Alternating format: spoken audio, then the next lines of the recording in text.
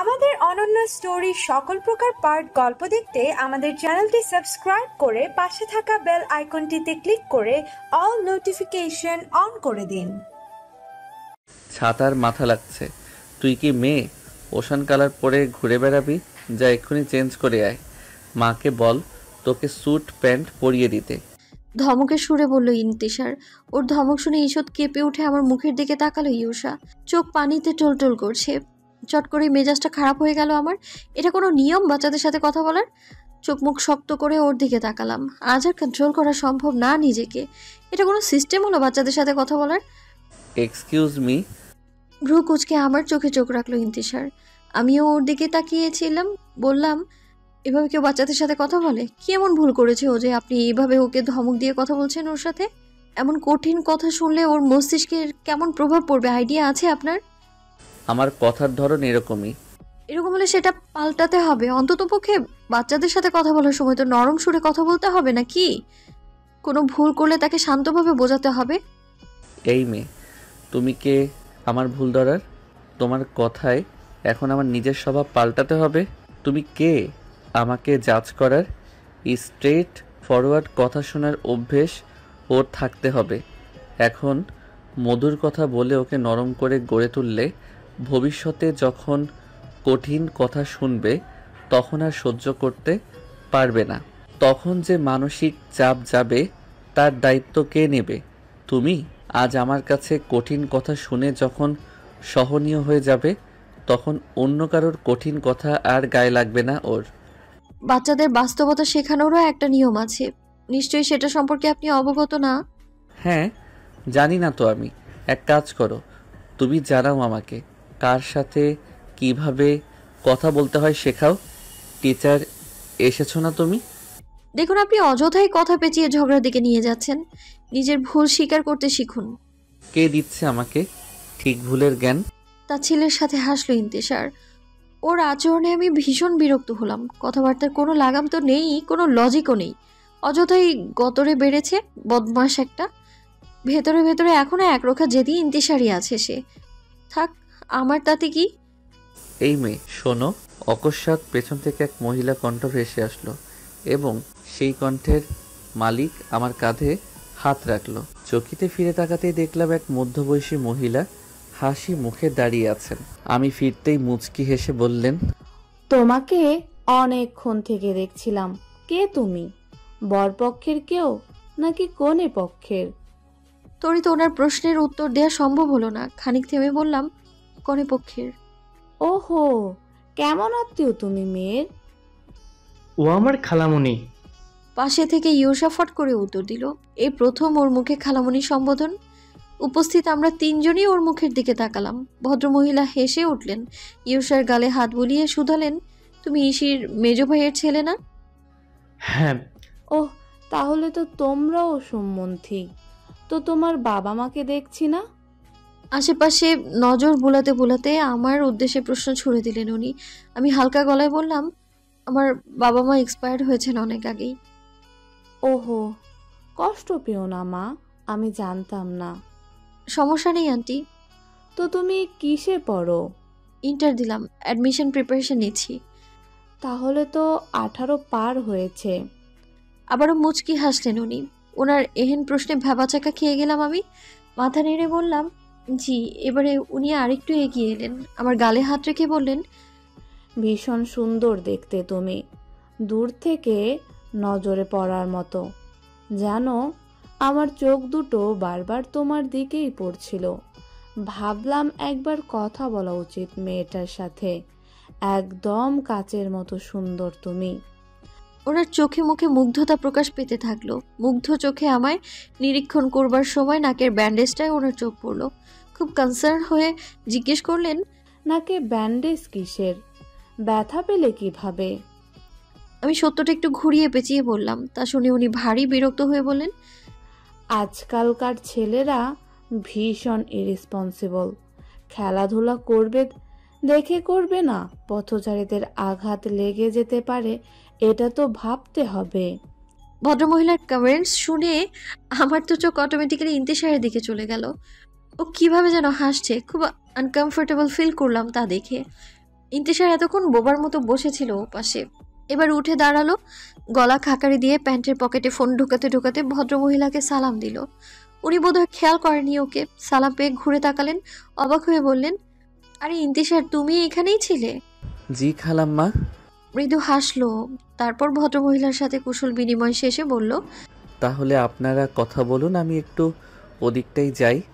হ্যাঁ হ্যাঁ যাও। আর মেয়ে, তুমি এসো, তোমার সাথে অনেক গল্প আছে আমার। আমার হাত টেনে ধরে চেয়ারটায় বসিয়ে দিলেন উনি। ইন্তিশার আমার দিকে তাকিয়ে আবারও অদ্ভুতভাবে হেসে মাফিনের হাত ধরে চলে গেল। আমি বোকার মতো ওদের গমন পথে তাকিয়ে থাকলাম। ভদ্রমহিলার পরিচয় হলো উনি এশিয়াপুর হাজবেন্ড, তুহিন ভাইয়ার একমাত্র ফুপু। পুরো ফ্যামিলি বিদেশ সেটেল তাদের। ফ্যামিলিতে ওনারা হাজবেন্ড ওয়াইফ আর এক ছেলে এক মেয়ে। ছেলে প্রীতম পাইলট, মেয়ে পুনম আমারই বয়সী। ছেলে মেয়ে কেউ আসেনি এখনো, আগামীকাল হয়তো বা আসবে। ওনার কথাবার্তার ধরনে আমার কেন যেন মনে হলো ছেলের জন্য পাত্রী খুঁজছেন, কিন্তু একটা বিষয় মিলছে না। আমার মতো অর্ডিনারি মেয়ে কেন ওনার চোখে লাগবে? ওনাদের স্ট্যাটাস কত হাই, ছেলের জবটাও সেই রকম। তাদের স্ট্যাটাসের মেয়ের সাথেই তো সম্বন্ধ করার কথা তাদের। এসব ভাবতে গিয়ে আমার ভুল ধারণা ভাঙলো। কথা বলতে আসলেই যে ছেলের জন্য পছন্দ করবেন এরকম তো কোনো কথা নেই। নিজের বোকামির উপর হাসি পেল আমার। উনি একাধারে বকবক করেই চলেছেন, আমি নীরব শ্রোতা ছাড়া আর কিছুই নই। বিরক্তিকর লাগলেও শুনছি আর মনে মনে প্রার্থনা করছি ওনার হাত থেকে রেহাই হোক আমার। সেদিন যেমন অনিক সাহেবের থেকে চট করে রেহাই পেয়েছিলাম, ঠিক তেমন ভাবে। কিন্তু আজ আমার প্রার্থনা সৃষ্টিকর্তা শুনলেন না। উনি একাধারে নিজের পরিবার, ছেলে মেয়ের গুণগান গেয়ে যেতে লাগলেন, স্পেশালি ছেলের। কম সময়ে এত বেশি কথা বলে ফেললেন, মনে হলো গল্প শুনেই ওনার ছেলেকে অর্ধেক মুখস্থ করে ফেললাম আমি। সামনাসামনি দেখা হলে এক মুহূর্তও লাগবে না আমার তাকে চিনতে। ওনার এসব পরিবার আর ছেলে সম্পর্কিত গল্প শেষ হলো একটা ফোন কল আসায়। একটু থেমে বিরক্তির সাথে বললেন, সময় পেলে না, এখনই ফোন করতে হবে। দেখি তো কে। বিরস বদনে পার্স থেকে ফোনটা বের করলেন। আমি একবার উঠে যেতে চাইলাম, কিন্তু হাতের ইশারায় উনি বসতে বললেন। মিনিট দুই কথা বলে ফোনটা রেখে মিষ্টি করে হেসে বললেন, আমাকে একবার উঠতে হচ্ছে মেয়ে, জরুরি কাজ পড়ে গেছে। তোমার সাথে আবার কথা হবে, ঠিক আছে? জি অবশ্যই। ভেতরে ভেতরে আমি স্বস্তির নিঃশ্বাস ছাড়লাম। আরো কথা বলবো আমি আপনার সাথে, আপনাকে দেখলেই তো 100 হাত দূরে থাকবো। অবশ্যই, এখন তো ঘন ঘন দেখা সাক্ষাৎ কথাবার্তা হতেই থাকবে। সম্বন্ধী হতে যাচ্ছি আমরা। জি অবশ্যই। আমি কিন্তু ইসির কথা বলিনি, তোমার কথা বলছি। হাসিটা বিস্তর হলো ওনার। আমি জোরপূর্বক হাসার চেষ্টা করে বুঝলাম, জি মানে বুঝলাম না। তোমাকে আমার পছন্দ হয়েছে মেয়ে, আমার প্রীতমের জন্য পারফেক্ট ম্যাচ তুমি। আমার গালে একটা হাত রেখে এমন অপ্রত্যাশিত কথাটা বললেন উনি। আমি তৃতীয়বারের মতো বিস্ময়ে বিমূঢ়। তার মানে আমার ধারণাই ঠিক ছিল, উনি ওনার ছেলের জন্যে আমায় পছন্দ করেছেন। এই জন্যেই এতক্ষণ ধরে ইন্টারভিউ নিলেন। আমাকে বিস্মিত রেখেই উনি উঠে পড়লেন। তোমার আপার সাথে শীঘ্রই কথা বলতে আসবো আমি। চাঁদের টুকরো মেয়েটাকে যত তাড়াতাড়ি ঘরে নিয়ে যেতে পারবো ততই আমার শান্তি। ভালো থেকো মা। মাথায় হাত বুলিয়ে চলে গেলেন উনি। আমি কোনো রকমে মাথা নেড়ে হতভম্ব হয়ে বসে রইলাম। হাতের কাজগুলো শেষ করে রাতের বেলা আপা আমার ঘরে এলো, তখন পড়ছিলাম আমি। এসেই দরজাটা ভেতর থেকে আটকে দিল, চোখে মুখে এক্সপ্রেশন সিরিয়াস। ইশিয়াপুর ফুপু শাশুড়ি নিশ্চয়ই যোগাযোগ করেছে ওর সাথে। কিছু জিজ্ঞেস করতে হলো না, ও নিজেই আমার পাশে বসে বলল, বইটা বন্ধ কর, জরুরি কথা আছে। বিনা বাক্য ব্যয়ে আমি বই বন্ধ করে ওর মুখোমুখি বসলাম। ও প্রশ্ন করলো, দুপুরবেলা ভেন্যুতে গিয়েছিলি? হুম। ইসির ফুপু শাশুড়ির সাথে কথা হয়েছে? উনি নিজে এসে কথা বলেন আমার সাথে। তাহলে তো জানিস আমি কি ব্যাপারে কথা বলতে এসেছি। হ্যাঁ, ধারণা করছি। ওনারা আজ সন্ধ্যায় কল করেছিল আমাকে, ইসির বিয়ের পরপরই সম্বন্ধ নিয়ে আসতে চাইছেন। এটা কেমন কথা আপা? আমরা বিয়েতে রাজি কিনা এটা জানারও প্রয়োজন মনে করলেন না উনি? ছেলেকে দেখিনি অবধি। আগামীকাল আসছে প্রীতম, ভোরবেলাতেই ল্যান্ড করবে। প্রীতমের আম্মা চায় তুই আগামীকাল বিকেলে ওর সাথে দেখা কর। বলিস কি, এমন হুট করে? হুম। পারবো না আপা, কিছুতেই পারবো না। আমি একদমই প্রিপেয়ার্ড নই এইসবের জন্য। আমি নিজেও নই, কিন্তু সন্ধে হয়, এই মুহূর্তে মুখের উপর নাও তো করা যায় না। তার মানে তুমি বলেছো আমি দেখা করবো না ছেলের সাথে? তাছাড়া কি কিছু করার ছিল আমার? এটা তুমি একদমই ঠিক করনি আপা। বিয়ে যদি দেবে তাহলে এত কষ্ট করে লেখাপড়া কেন করাচ্ছ? দেখা হলে কি বিয়ে হয়ে যায়? কে বলেছে তোকে আমি এখনই বিয়ে দিতে চাই? বিয়ে যে কত বড় বোঝা সেটা উপলব্ধি করার পরেও আমি কিভাবে চাইবো তোর উপরে এই বোঝা চাপিয়ে দিতে? তবে হ্যাঁ বলেছো কেন? অনেক বাধ্যবাধকতা থাকে নীরদ, তুই বুঝবি না। তবে আমার ধারণা প্রীতম তোকে পছন্দ করবে না। আজকালকার ছেলেরা কি আর তোর মতো সাথে সাথে মেয়ে পছন্দ করে? ও ছেলে আবার বিদেশে বড় হয়েছে। পছন্দ করবে না এই ধারণাটাও খুব নড়বড়ে আপা। যদি পছন্দ করে ফেলে তখন কি করব? তুই চিন্তা করিস না নীরদ, তোর জীবনটা আমি কখনোই নষ্ট হতে দেব না, এতটুকু ভরসা রাখ। এখন বিয়ের ঝামেলা, তাই এর মাঝে নতুন কোনো সমস্যা সৃষ্টি হোক চাচ্ছি না। যতই হোক এটা আমার শ্বশুর বাড়ি, এতদিনে তো চিনে গিয়েছিস সবাইকে। এরা প্রয়োজনে যেমন আপন করতে পারে, এদের পথে বাধা সৃষ্টি হলে তেমনই ছুড়ে ফেলতে পারে। শোন, দেখা যেহেতু করতে চাইছে, কালকের দিনটা দেখা করে আয়, তারপর না হয় অবস্থা বুঝে ব্যবস্থা নিয়ে যাবে একটা। কিন্তু আপা আমার ভয় করছে, নার্ভাস লাগছে আমার। ভয় পাস না নীরদ, আমি আছি তো। আসলে ভুলটা আমারই, তোকে তক্ষুনি হোস্টেল পাঠিয়ে দেওয়া উচিত ছিল। কেন যে পাঠালাম না। যা হোক, যাবো, আবার হয়েই গেছে। এখন আর এসব নিয়ে ভেবে লাভ নেই। এই বিপদের হাত থেকে কিভাবে রক্ষে পাওয়া যায় সেটা নিয়ে ভাবছি আমি। তুই চাপ নিস না, আমি থাকতে তোর কোনো ভয় নেই। তাই হাত রাখলো আপা। আজকে ওকে খুব অন্যরকম লাগছে। শক্ত খোলসের ভেতরে কোমল মনটায় যে এত মায়া মমতা কই আগে কখনো দেখায়নি তো আমায়। আমি বারবার বিয়ে মানে জীবন নষ্ট কেন বলছে সে? ও কি তাহলে ওর সাংসারিক জীবনে সুখী নয়? দুলাভাই কি ওকে ভালোবাসে না, নাকি ওদের মধ্যকার ঝামেলাটা কি কোনোভাবে আমায় নিয়ে সৃষ্টি? ইশিয়াপুর হলুদ ও মেহেদির প্রোগ্রাম আজ 12টার পর থেকে নাকি মেহেদি শুরু হবে। মামিমা আমায় কোচিংয়ে যেতে নিষেধ করে দিলেন। ওইদিকে আপা এসে বলল কোচিং মিস করবার দরকার নেই, ক্লাস টেস্ট আছে বলে যেন বেরিয়ে যাই। আমিও ভাবছিলাম এটাই বলবো। ইন্তেশারকে সুবিধার লাগছে না। আজ দেখলাম আমার ঘরে ঢুকেছিল, খোঁজ করছিল আমার। এটা তো একদমই ঠিক নয়। গতবার ঝামেলা এড়ানো গেছে, এবার আর যাবে না।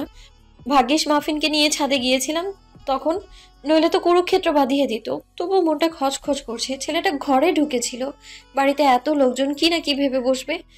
আপার চিন্তা যুক্তিযুক্ত, কিন্তু কিভাবে বোঝায় আমি ওর থেকে দূরে থাকার চেষ্টা করলেও ও আমার থেকে দূরত্ব বজায় রাখার জন্য আগ্রহী নয়। কি করতে পারি আমি এই ক্ষেত্রে? কোনো বিশেষ কারণবশত কোচিংয়ে ক্লাস অফ থাকবে, মাত্রই মেসেজ এলো ফোনে। ফোন হাতে চুপচাপ বসে আছি। এখন তাহলে কি করব আমি? এই ভয়ঙ্কর বাড়িটায় থাকতে হবে আমায়? হুট করে ইন্তেশার ঘরে চলে এলে কি করব? ভয়ে কান্না আসছে আমার। আমার ধারণা ও জানতে পেরে গেছে ইশিয়াপুর ফুপু শাশুড়ি আমার জন্য বিয়ের সম্বন্ধ পাঠিয়েছেন, এই জন্যই খুঁজছে। এবার কি করবে? গালিগালাজ করুক অথবা অভিশাপ দিক, সমস্যা নেই, কিন্তু বাড়িতে কোনো অশান্তি সৃষ্টি না করুক। ভাবনার ভেতর হাতের মধ্যে ফোনটা দুবার ভাইব্রেট করে উঠলো। তাকিয়ে দেখলাম মেসেজ এসেছে একটা অচেনা নাম্বার থেকে।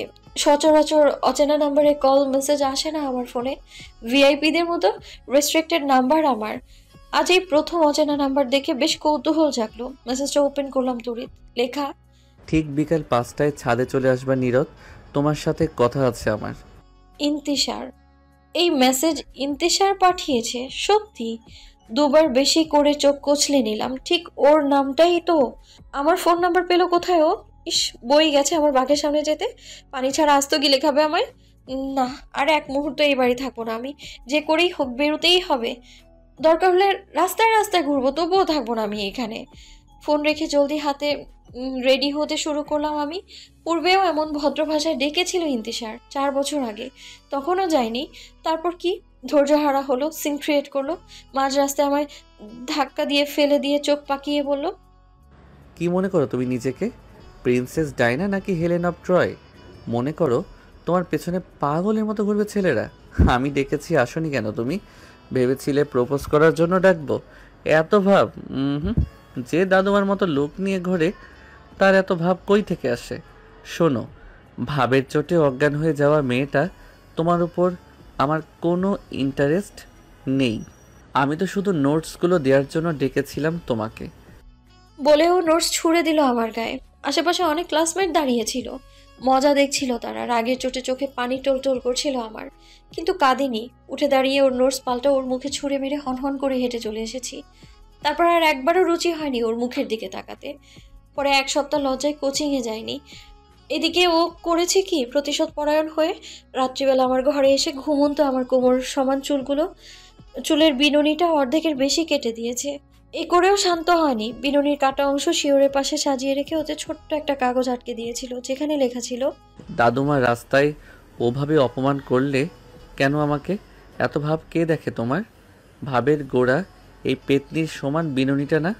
তখন কেমন বিনুনি দিয়ে বাড়ি মেরে চলে গেলে আমাকে। নাও তোমার ভাবের গোড়া এখন কেটে দিলাম, আর লাগতে আসবে আমার সাথে? সকালবেলা ঘুম থেকে উঠে শখের চুলগুলোর এমন 12টা বাজা অবস্থা দেখে কাঁদতে কাঁদতে অজ্ঞান হওয়ার জোগাড় হয়েছিল আমার। সেদিনই বেরিয়ে আসতে নিয়েছিলাম এ বাড়ি থেকে, কিন্তু আপা আটকে দিল। বললাম এবারে ওর একটা শাস্তির ব্যবস্থা করতে হবে। আপা বলল করবে, কিন্তু শেষ পর্যন্ত আর করলো না। উল্টো দুঃখে শোকে আমি জ্বরে আক্রান্ত হয়ে গেলাম। 104 ডিগ্রি জ্বর। সে জ্বর আর নামে না। জ্বরের ঘোরে আজে বাজে কল্পনা আসে। দেখি ইন্তিশার আমার ঘরে এসে ধারালো ব্রেড দিয়ে আমার ন্যাড়া করে দিচ্ছে। একবার দেখি কথা শুনছি না, তাই জন্য গাল চেপে ধরেছে শক্ত করে, তারপর শাসাচ্ছে চাকু দিয়ে গলা কেটে দেবে আমার। জ্বরের মধ্যেই ভয় পাই আমি, গায়ে কাঁপুনি ধরে যায় আমার। আপাকে শক্ত করে জড়িয়ে ধরে মিনতি করি, বলি আমাকে অন্য কোথাও রেখে আসো আপা, এ বাড়িতে থাকলে আমি মরে যাব। আপা আমার বেহাল দশা দেখে সমানে কাঁদে, দোয়া পড়ে মাথায় ফু দিয়ে দেয়। দুশ্চিন্তায় ওরও ঘুম হয় না। কোনো ডক্টরের কাছে নেবে সেটাও বুঝতে পারে না।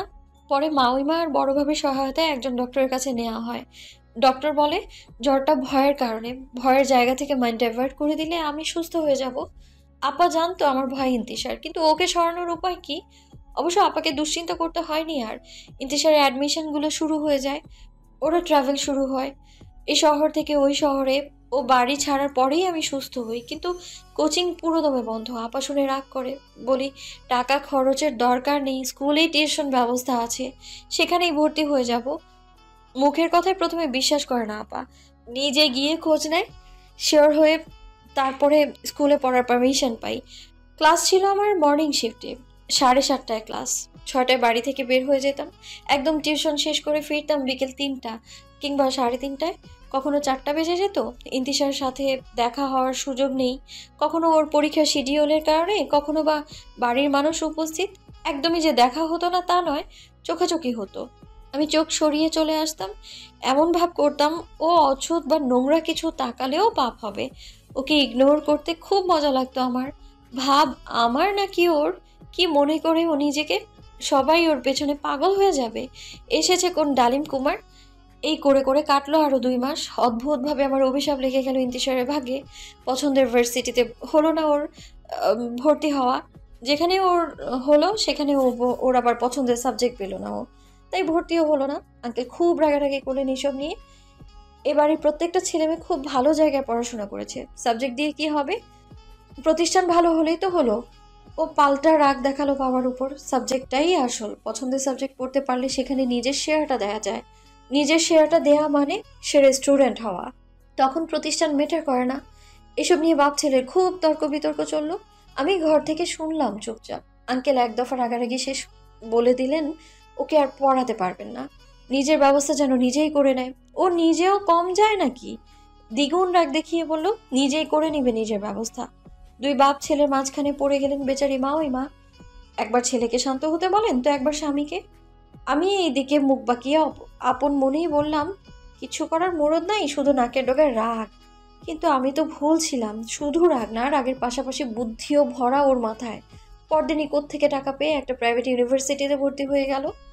সবাই প্রথমে ভেবেছিল বড় ভাই হয়তো বা ভর্তি ফিসটা দিয়েছে, কিন্তু পরে জানা গেল ওর নামে ব্যাংকে ওর দাদু কিছু টাকা পয়সা রেখে গিয়েছিলেন, সেগুলো উঠিয়ে ভর্তির কাজে ব্যবহার করেছে। আঙ্কেলের সিগনেচার লাগতো কিছু পেপারসে, ভদ্রলোক সিগনেচারটাও নকল করেছে। এসব শুনে সবাই চমকাবার বদলে মজা পেল বেশ। ওর বদমাইশি বুদ্ধিমত্তায় খুশি হয়ে বড় ভাই একটা বিশাল অ্যামাউন্টের টাকা ওকে গিফট করে দিলেন। আমি তো অবাক হয়ে গেলাম, ছোটখাটো ব্যাপারেও এদের গিফট। এইসব কাজ কারবার দেখলে তো আমার মনে হতো টাকা পয়সা জিনিসটা আসলে কিছুই না এদের কাছে, স্রেফ হাতের ময়লা। ইউনিভার্সিটিতে ভর্তি হওয়ার পর ও আবারও আমার পেছনে লাগলো। কিভাবে যেন সময়ের ব্যাপারটা ধরে ফেললো। সকালে উঠতে পারতো না বলে সকালটা বেঁচে যেতাম, কিন্তু ফেরবার পর সুযোগ পেলেই এক চুলও ছাড় দিত না।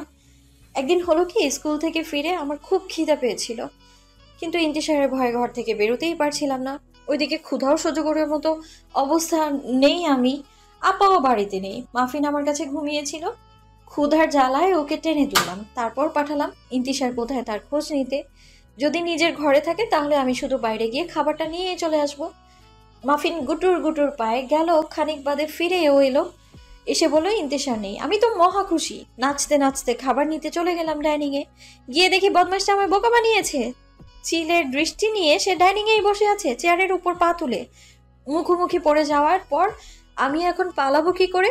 বোকার মতো ওর দিকে খানিক তাকিয়ে থেকে পেছন ঘুরে যেই না দৌড় দিব, ওই সময় ও আমার বেনুনি ধরে টেনে ধরলো। ব্যথায় মুখ কুঁচকে গেল আমার। রাগে কটমট করতে করতে ফিরে তাকাতে নিলে এক হাতে ঘাড় চেপে ধরলো, ফিরতে দেবে না অগ্নিশর্মা হয়ে। আমি দাঁতে দাঁত পিষে বললাম, এসব কোন ধরনের ফাজলামো হচ্ছে? ফাজিল কে? আমি নাকি তুমি? ফাইজলামি করছে কে? তুমিই করছো। ভেঙাতে ভেঙাতে বলল। আমি পুনরায় চিবিয়ে চিবিয়ে বললাম, আপনি আমাকে ছাড়বেন নাকি চিৎকার করব আমি? চিৎকার কেন করবা? চুমু খেয়েছি তোমাকে। আপনি কিন্তু সীমা ছাড়িয়ে যাচ্ছেন বললাম। এখন আরো ছাড়াবো। ঘাট থেকে হাত সরিয়ে ফট করে ঘাড়ে একটা চুমু খেয়ে ফেললো ও। আমি তো হতভম্ব। ও আমাকে অবাকের চরম সীমায় পৌঁছে দিতে কানের সাথে ঠোঁট চেপে ধরে ফিসফিসে বলল, তোমার ঘামে ভীষণ গন্ধ।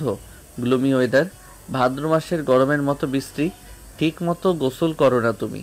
দিনে 3 বেলা ডাব সাবান দিয়ে ঘষে ঘষে গোসল করবে। ইস, আমার নাকটাই পচে গেল। মুখ বিকৃত করে সরে গেল। সিঁড়ি বেয়ে উঠতে উঠতে একটুখানি থেমে আবারও বলল, আর শোনো, চাবায় চাবায় কথা বলবা না। তোমার চাবানো কথা শুনলে থাপ্পড় দিয়ে দাঁত ফেলে দিতে ইচ্ছে করে আমার। ওর এত স্পর্ধা দেখে আমি শেষে অবাক হতেই ভুলে গেলাম। রাগবো যে সেই অনুভূতিটাও নেই আমার। কেবল বোকার মতো চুপচাপ ওর প্রস্থান দেখলাম। বর্তমান বাড়ি থেকে বেরোনোর মুহূর্তে আপা কোত্থেকে ছুটতে ছুটতে এসে পাকড়াও করলো আমায়। ওর ফোনটা কানে ধরিয়ে দিয়ে ইশারায় বোঝালো কথা বল। আমি ভ্রুকুচকে ফোন ধরে প্রথমে সালাম দিলাম। ওপাশ থেকে বড় সুরে সালামের জবাব আসতেই বোঝা গেল ইশিয়াপুর সেই ফুপু শাশুড়ি। আমার হালচাল জিজ্ঞেস করে উনি বললেন, ওনার ছেলে আজ এক্ষুনি আমার সাথে দেখা করতে চায়। আমি অবাক হয়ে আপার দিকে তাকালাম। আপা ইশারায় বোঝালো যেন রাজি হই। সে হ্যাঁ বলে দিয়েছে। এখন আর না করে লাভ আছে কোনো? অগত্যা রাজি হয়ে গেলাম।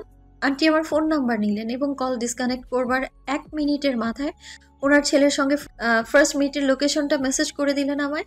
আমি অসহায়ভাবে আপার দিকে তাকালাম। বললাম, এখন আবার ওই ছেলের সাথে দেখা করবার জন্য প্রিপারেশন নিতে হবে? আপা ভ্রু কুচকালো।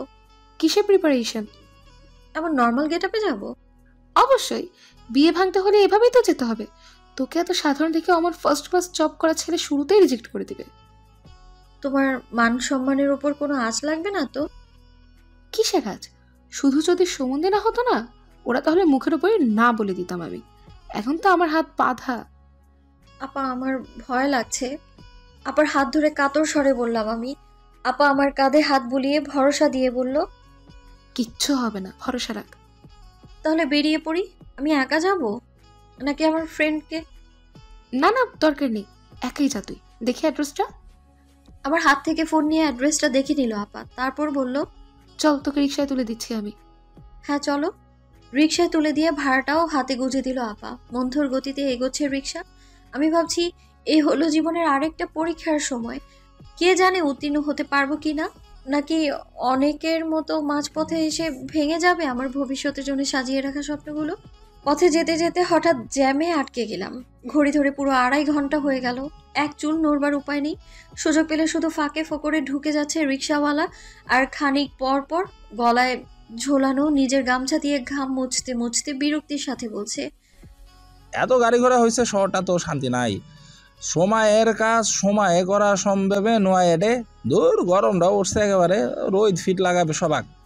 রিক্সাওয়ালার বিরক্তির বহিঃপ্রকাশ আমার রাগের মাত্রাটা আরো বাড়িয়ে দিতে থাকলো। গোসল করে বেরোনো তো হয়ইনি। রাজ্যের গরম আমারই লাগছে। ঘামে গোসল করে উঠছি মনে হচ্ছে। এরই মধ্যে নেটে কালে লোকেশনটা দেখে নিয়েছি আমি। হাইফাই ধরনের এক ক্যাফেতে ডেকেছে লোকটা। সাধারণত ওই ধরনের জায়গায় শৌখিন মানুষরা ছাড়া যায় না।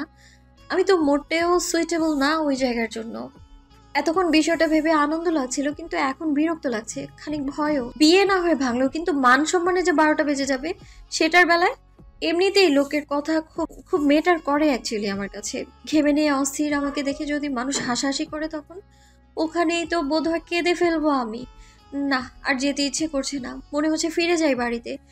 একবার বলতেও চাইলাম রিক্সাওয়ালাকে রিক্সা ঘোরাক, তারপর ভাবলাম না, দেখা সাক্ষাৎ ব্যাপারটা পেন্ডিং রাখার দরকার নেই, পরবর্তীতে আবার প্যারা মনে হবে। তার চাইতে আজই দেখুক, আর দেখেই না করে দিক, ব্যাস। দীর্ঘ 2.5 ঘন্টা পর আস্তে আস্তে জ্যাম খুলতে শুরু করলো, সাথে শুরু হলো রিক্সাওয়ালারও উড়োজাহাজের গতিতে চলা। যেতে যেতে একবার ফিরে তাকিয়ে দাঁত বের করে হেসে বলল, আফা উড্ডা ধরি বহেন, হাওয়ার বেগে উড়ি যামো এবার। বিরক্তির মাঝে লোকটার কথা শুনে হেসে ফেললাম আমি। হুট চেপে ধরে হাসতে হাসতে শুধলাম, বাড়ি কই আপনার? জি আপা। মনে হয় শুনতে পাইনি প্রথমবার। ফিরে প্রশ্নবোধক দৃষ্টিতে তাকালো, বাড়ি কই? রংপুর। রংপুর? ওটাই তো একটা বিভাগীয় শহর, তো ওই শহর ছেড়ে এত যানজটের শহরে কেন? বউটা গার্মেন্টস করে আপা, এত বড় শহরে একা থাকতে ডর লাগে, তারে সঙ্গ দিবার জন্যই আসছি আর কি। লাজুক হেসে বলল রিক্সাওয়ালা। কতটা চমকপ্রদ লাগলো আমার কাছে, অজান্তেই হেসে ফেললাম। নতুন বিয়ে? অমনে 3 বছর হইলো। ভালো তো, দোয়া করি সুখে থাকেন আপনারা। আমার কথায় রিক্সাওয়ালা পুনরায় মুচকি হাসলো। বাকি পথটা তার সাথেই গল্প করে কাটালাম। গন্তব্যে যখন নামিয়ে দিল তখন মাথার উপর চড়া রোদ। পাওনা টাকা বুঝিয়ে দেবার পর ব্যাগ হাতে জড়সড়ো হয়ে আমি ক্যাফের দিকে হাঁটা ধরলাম। কাচের দরজা ঠেলে ঢুকতে হবে আমায়। হাত বাড়িয়েছি মাত্র, ওই মুহূর্তেই সশব্দে ফোনটা বেজে উঠল। হাত নামিয়ে ব্যাগ থেকে ফোনটা বের করলাম। আপার কল। কলটা রিসিভ করে আড়ালে যেতেই ওপাশ থেকে আপা খানিক গম্ভীর হয়ে বলল, নীরদ, কই তুই? এসেছি ক্যাফের সামনে। কেন, কি হয়েছে? ভয় মিশ্রিত গলায় বললাম আমি। লেট করেছি বলে আপা কি এবার রাগ করবে? মাত্র পৌঁছালি? হুম। আর ভেতরে ঢুকতে হবে না তাহলে? মানে?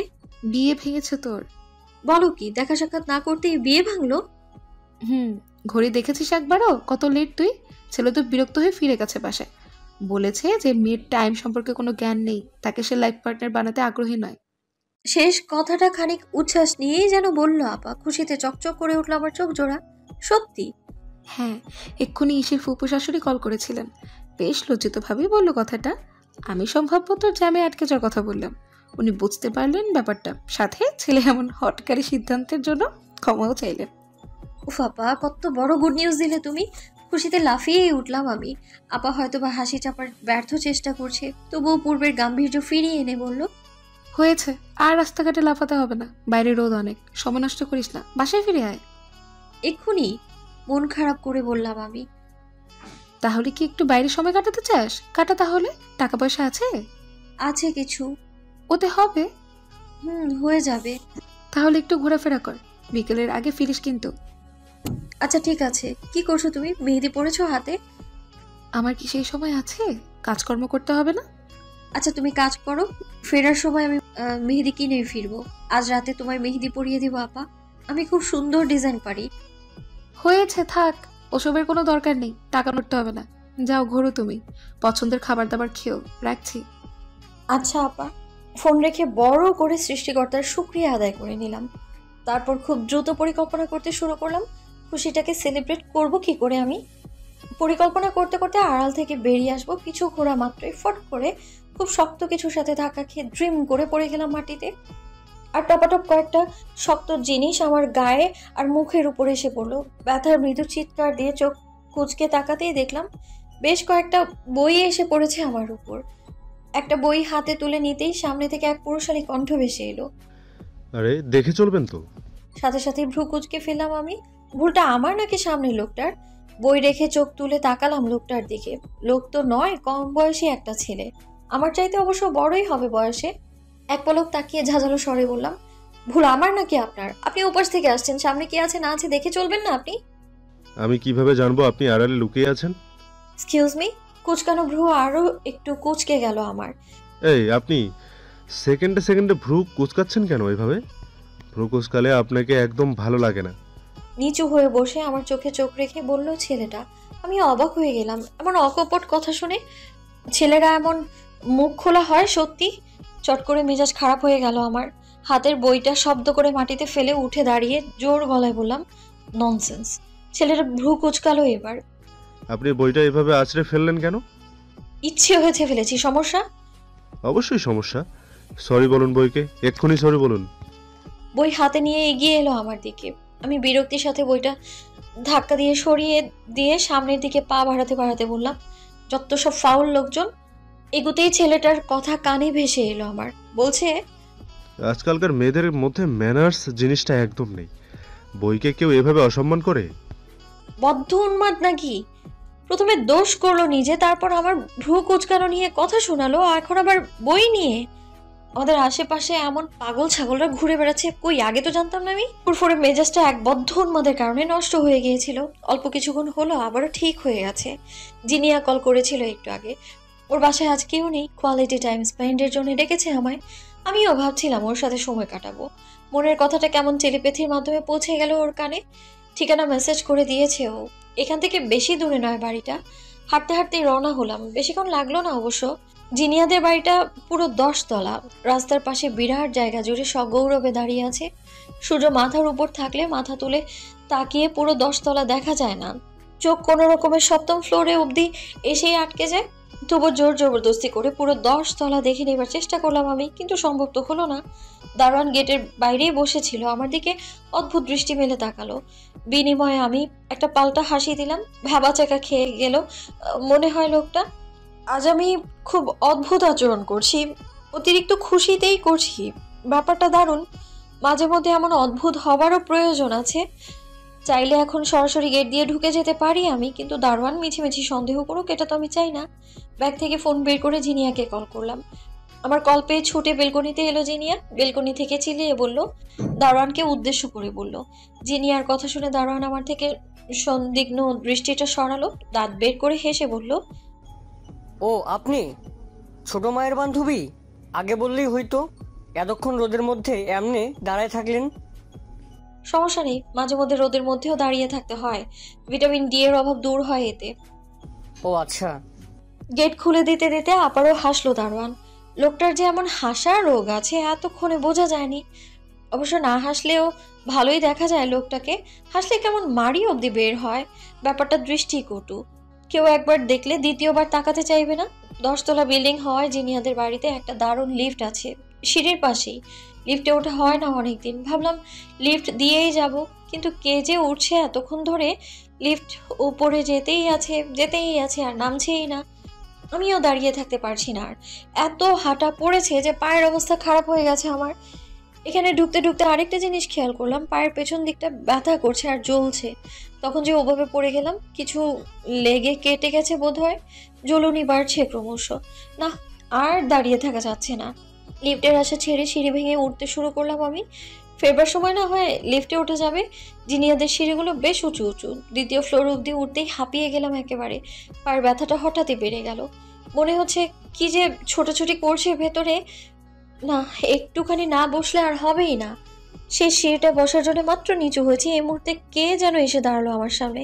চকিতেই আমি মুখ তুলে তাকালাম। পকেটে হাত পুড়ে একটা ছেলে ভ্রু কুঁচকে তাকিয়ে আছে আমার দিকে।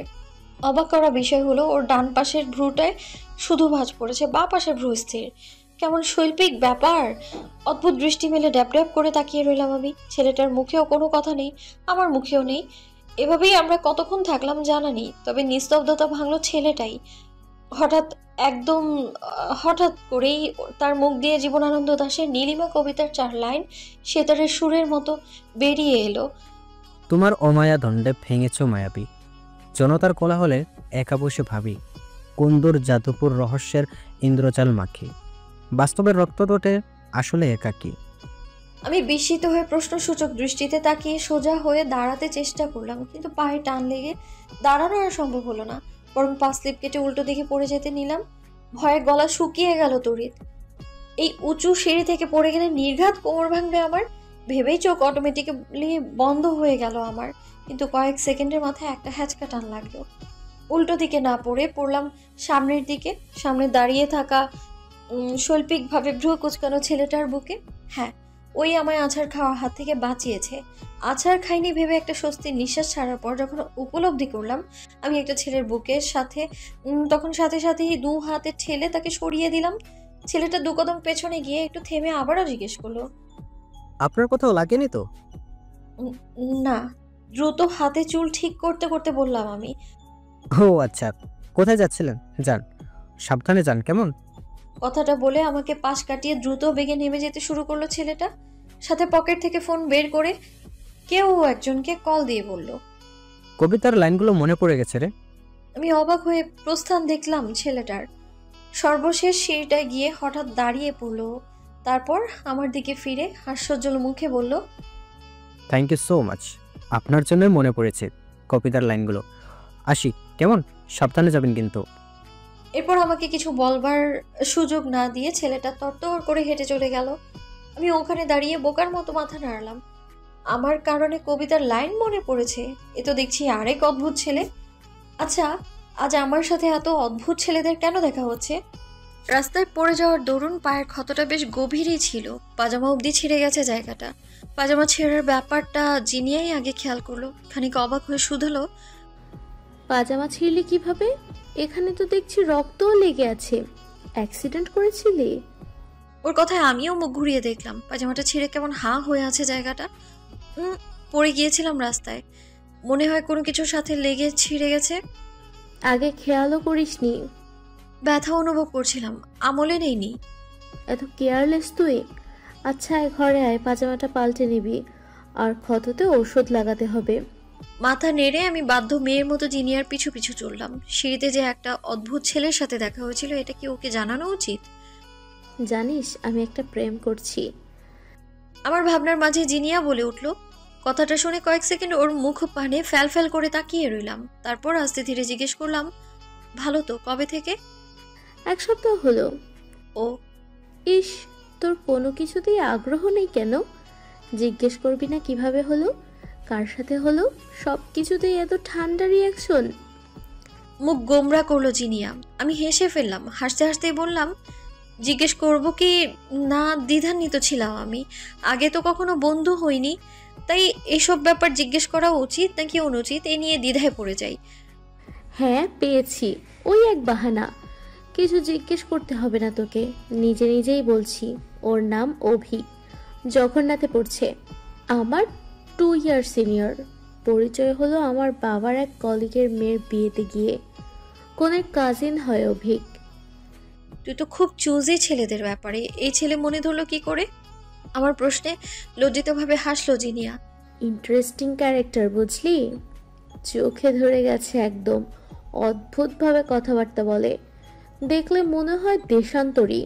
এই উদাস হয়ে অতি প্রকৃত কথাবার্তা বলছে তো এই স্বাভাবিক হয়ে গান টান গাইছে। গানের গলা কিন্তু হেভি। তুই ইন্টারেস্টিং ক্যারেক্টার দেখে দিওয়ানা হলি নাকি গান শুনে? দুটোতেই। আবারও লজ্জিত হাসলো জিনিয়া।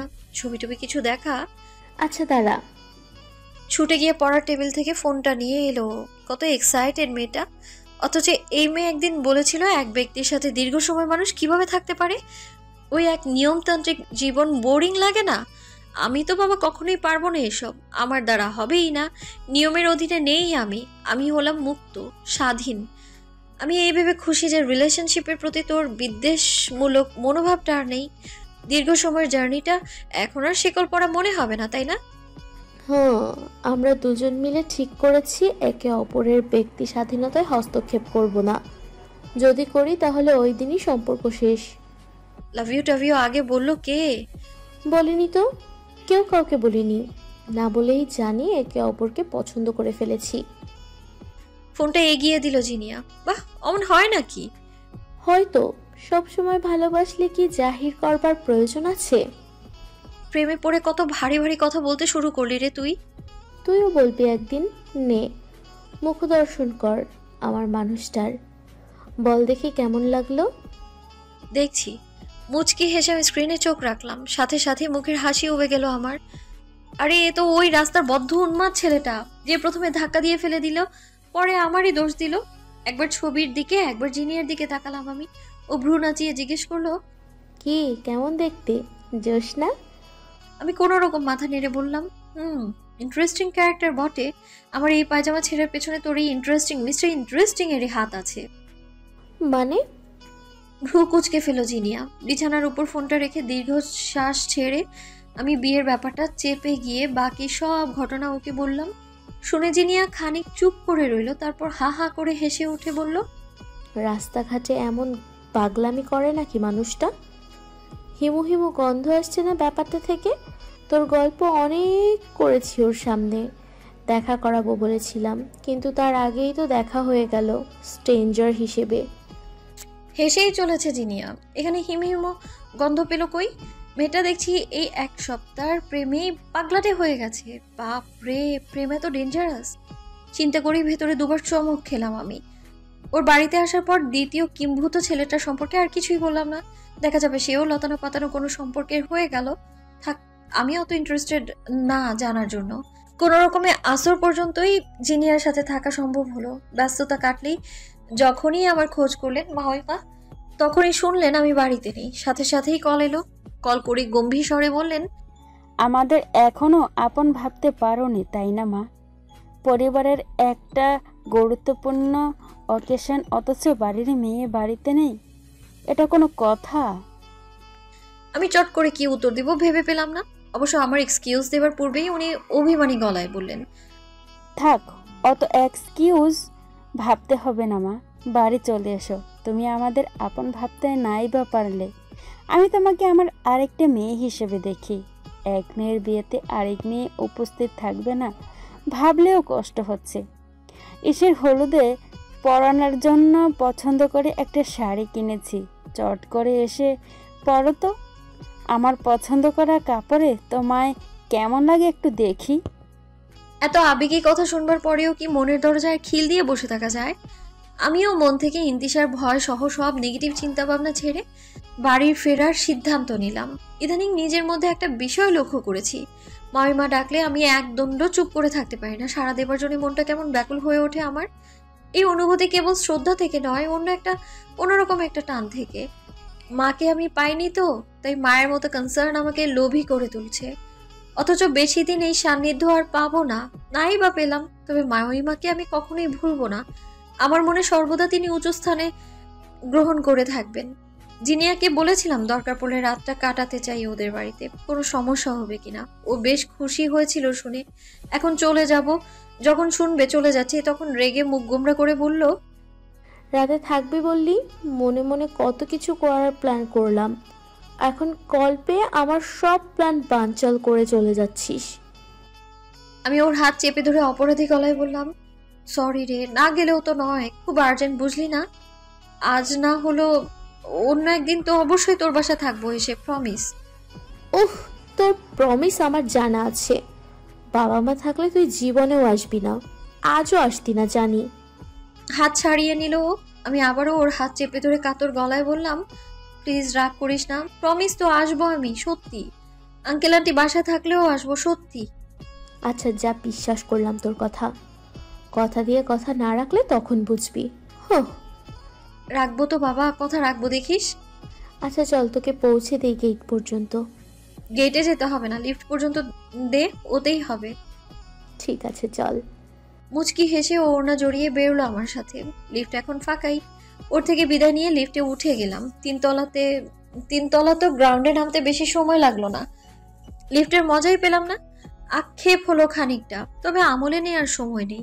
দেরি হয়ে যাচ্ছে। লিফট থেকে তড়িঘড়ি করে বেরোনোর পথে আবারও ধাক্কা খেলাম একটা। এবার সোজা কপালে লাগলো। মৃদু চিৎকার দিয়ে কপাল চেপে ধরে মাথা তুলে তাকাতেই দেখি তখনকার কবিতা বলা ছেলেটা। সে আমাকে দেখেই দ্রুততার সাথে বলে উঠল, আরে মিস নীলিমা, আবারও আপনি? এই সরি এবারের ধাক্কার জন্য। হ্যাঁ, আমি একদম দেখতে পাইনি। ছেলেটার ম্যানার্স আছে। এক পলক তাকিয়ে বেরোতে বেরোতে ক্ষীণ স্বরে বললাম, ইটস ওকে, পরের বার থেকে আশপাশ দেখে চলবেন। তাও অবশ্যই, আপনার বেশি লাগেনি তো? পেছন থেকে চেঁচালো ছেলেটা। উত্তর দিতে চেয়েও পরে আর দিলাম না। তড়িঘড়ি করে বেরিয়ে রিক্সা নিলাম। কোনো দিকে তাকানোর সময় নেই। মা ডেকেছেন, জলদি যেতে হবে। বাড়ি ফিরতে ফিরতে সন্ধ্যা হয়ে গেল। আবারও জ্যামে পড়েছিলাম হালকা। ভাড়া শেষ হয়ে গিয়েছিল। পরে আপাকে ডেকে ভাড়া মেটালাম। আপা মুচকি হেসে শুধালো, বেরিয়ে ভালো লাগলো? অনেক। কোথায় গিয়েছিলি? আমার ফ্রেন্ড জিনিয়ার বাড়িতে। ভালো করেছিস। খাওয়া দাওয়া হয়েছে ওখানে, নাকি খাবি এখন? না, খাবো না, খেয়ে এসেছি। আচ্ছা যা, ভেতরে যা, আমি একটু এদিকটা দেখি। আমাকে বাড়ির ভেতর পাঠিয়ে আপা ভেন্যুতে চলে গেল। আপা সাধারণত আমার সাথে হেসে হেসে কথা বলে না, আজ সত্যিকার অর্থেই ও খুশি, কত হাসছে। ব্যাপারটা ভেবেই ভালো লাগলো আমার। কিন্তু ওকে মেহেদি পরাবো ভেবেছিলাম, কিনতেই তো ভুলে গিয়েছি তাড়াহুড়োয়। চট করে মনটা খারাপ হয়ে গেল আমার। এখন আর দাঁড়িয়ে না থেকে ভেতরের দিকে পা বাড়ালাম। কয়েক ঘন্টার ব্যবধানে বাড়ির নকশা পাল্টে গেছে। এত ফুল, লাইটিং, এই না হলো বিয়ে বাড়ি। কাঁচা ফুলের মিহি সুবাসে চারিদিকে ম ম করছে। বিয়ে বাড়ি মানেই ফুলের ছড়াছড়ি। ব্যাপারটা খুবই আনন্দদায়ক। ফুল জিনিসটাই আনন্দদায়ক। এর সুরভি নিমিষে বিষণ্ণ মনকে তরতাজা করে দেয়। বাড়িতে ঢোকার মুখে মাফিনের সাথে দেখা হলো। আমাকে দেখেই ছুটে এলো, হাত ধরে টেনে বলল, তাম্মি, কই ছিলে সারাদিন? দাদুমণি কত খুঁজলো তোমায়। কাজে গিয়েছিলাম যে। এত খুঁজলে কেন? বাহ, সবাই কত মজা করে মেহেদি দিল। আমিও দিয়েছি দেখো। শুধু তুমি দিলে না, খুঁজবে না? আমার যে ইম্পর্ট্যান্ট একটা কাজ ছিল। আচ্ছা, সমস্যা নেই, মা তোমাকে রাতে দিয়ে দিবে। আমি একটা মেহেদি সরিয়ে রেখেছি তোমার জন্য। আরে বাপরে, তাই? মেহেদি সরিয়েছো তুমি আমার জন্য? এত বুদ্ধি কোথায় পেলে? পেয়েছি আর কি। এখন চলো তো, দাদুমণির ঘরে যাবে। ও হাতে টান দিল। হ্যাঁ চলো।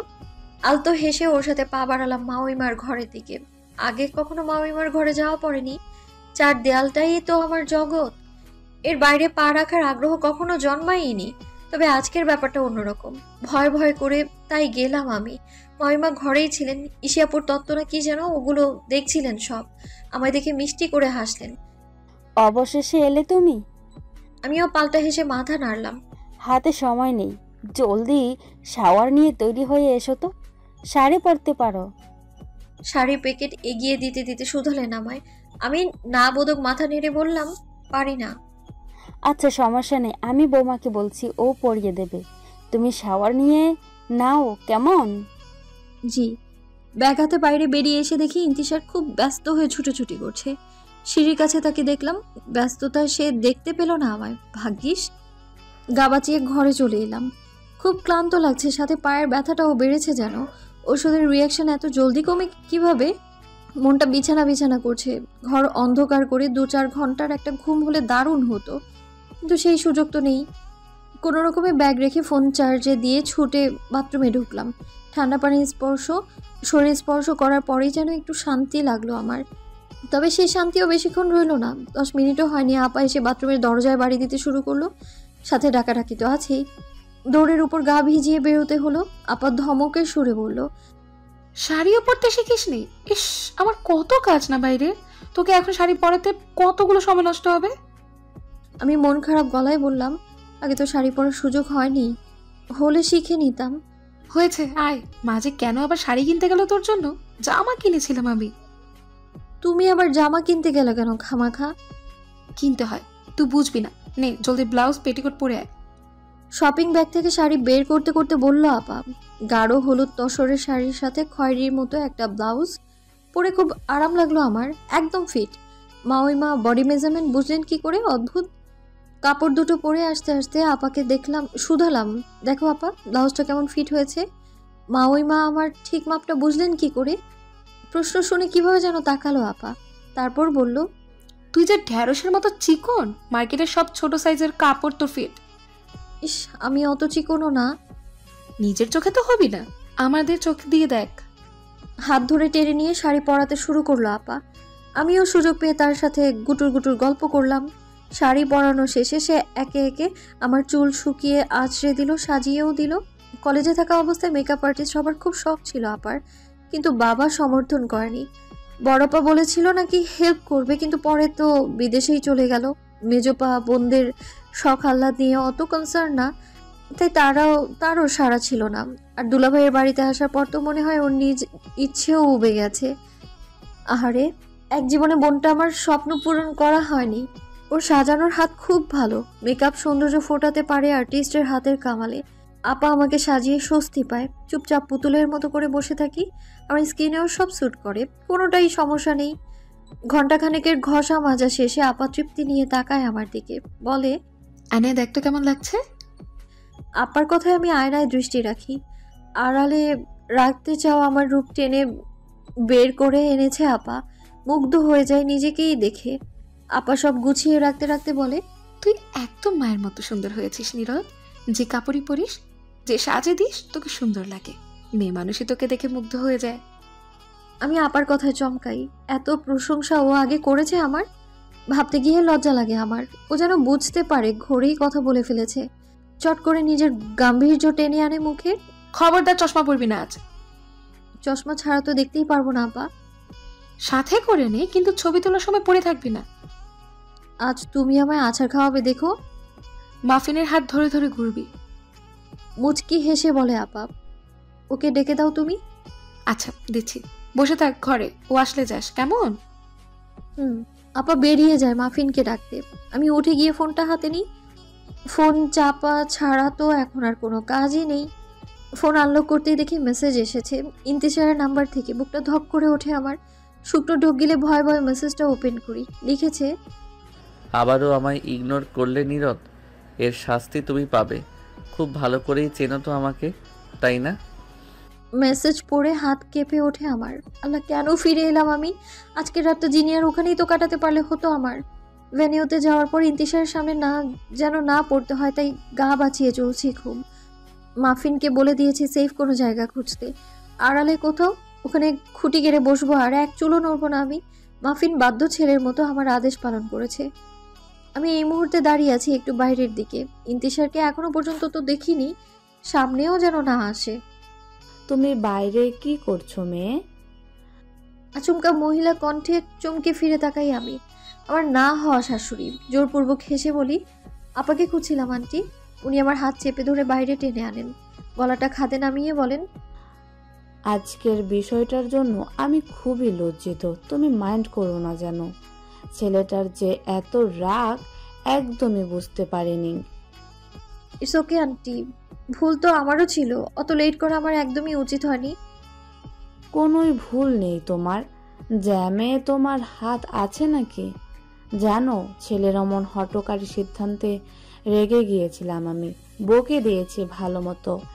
এখন আবারও দেখা করতে রাজি হয়েছে, সরিও বলবে বলেছে। তাই তো নিয়ে এলাম ওকে বাড়িতে। তোমাকেই খুঁজছিলাম এতক্ষণ, বুঝলে? তুমি কিন্তু মা রাগ করবে না কেমন? ছেলেটা এমনিতেই সোনার টুকরো।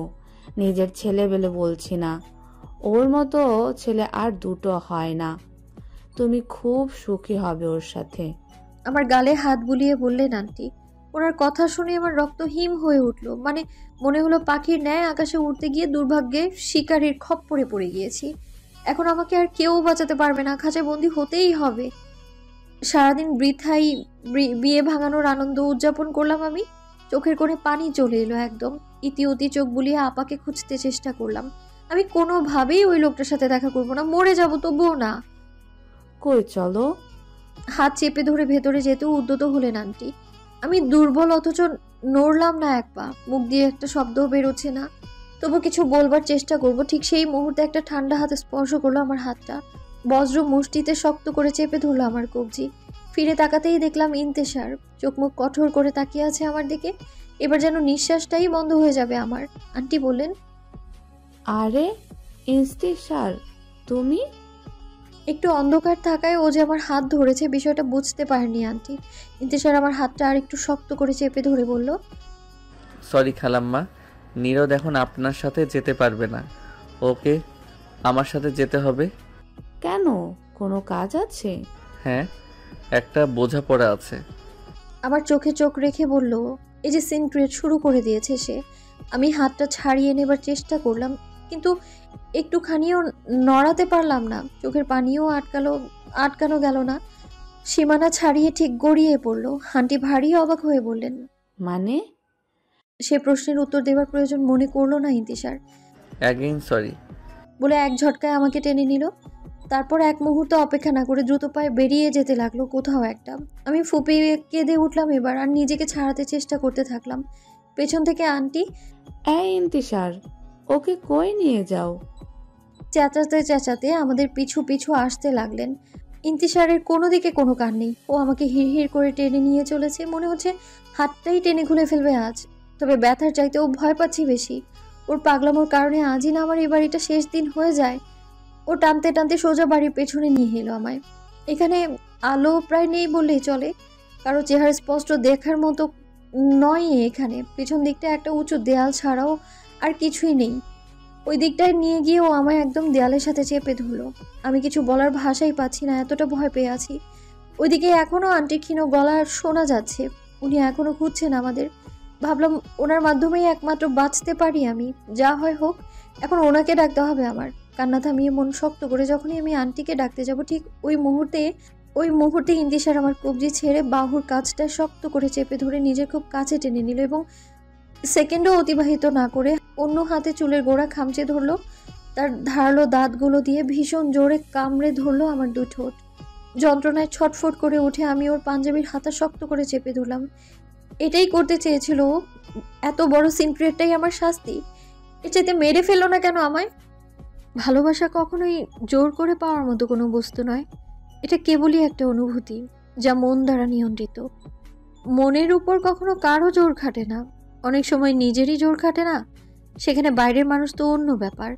এই সহজ সমীকরণটা ইন্তিশার বুঝতে পারে না কিংবা বুঝতে চায় না।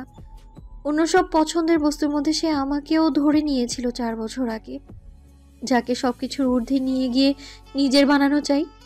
এর ফলাফলটাই আজকের এই অভিশপ্ত সময়টা। সব সময় তো আমি ওর থেকে পালানোর চেষ্টা করেছি।